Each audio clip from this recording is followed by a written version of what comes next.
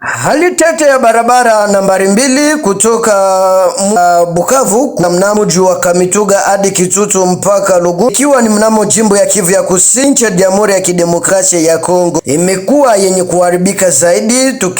Ndani ya barabara mumekuwa kama vile kisima au nafasi ya kufugia samaki. Mnamo eneo ya Kamituga jielekeza eneo ya Lugushwa inakuwa ni kulipa dola 15, na kutoka Kamituga jielekeza mjini Bukavu inakuwa ni kulipa dola 400 ama 500 ya Kiamerikani kulipa pikipiki. Hivyo kosefu hiyo ya barabara imesababisha chakula hata na mavazi na kinywaji kuweza kupanda. Madereva pia na wakaaji wa rafa hiyo ya Mwenga wanatoa yowe kwa wakuu viongozi wa serikali zidi wakuu viongozi wa Kinshasa kuweza kujibu haraka ipasavyo kwa ajili ya kuweza kuboresha swala hiyo ya ukosefu wa barabara hiyo.